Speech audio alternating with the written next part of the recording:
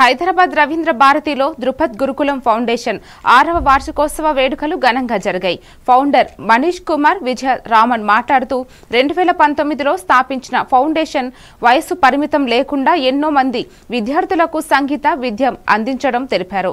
Dhrupad foundation ను దేశీయంగా మాత్రమే కాక విదేశాల్లో కూడా విస్తరించేందుకు సన్నాహాలు జరుగుతున్నాయి.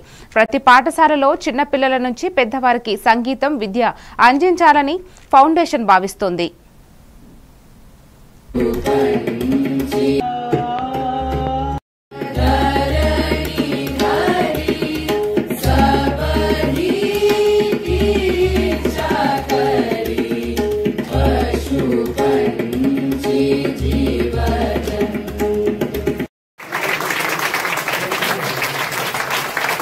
అనేది స్థాపించాము. ఇది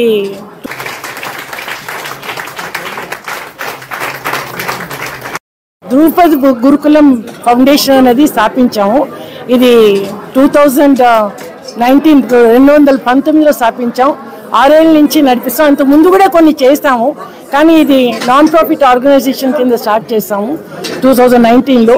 ఈరోజు మాది 6వ వార్షికోత్సవం అన్నమాట. అందుకోసం ఇది మేము సెలబ్రేట్ చేయాలని మా ప్రయత్నం. మా ముఖ్య ఉద్దేశం ఏంటంటే ధృపద్ని ప్రచారంలోకి తీసుకురావాలని చెప్పేసి అన్నమాట. ఇప్పుడు మన హైదరాబాద్లో ఇంకా ఎక్కువ మందికి తెలియదు ధృపద్, ఇంకా దేశ విదేశాల్లో కూడా చేయాలని మా ఉద్దేశము. అందుకోసం మేము చాలా మటుకు కొన్ని ఈవెంట్స్ అన్నీ చేస్తున్నాము.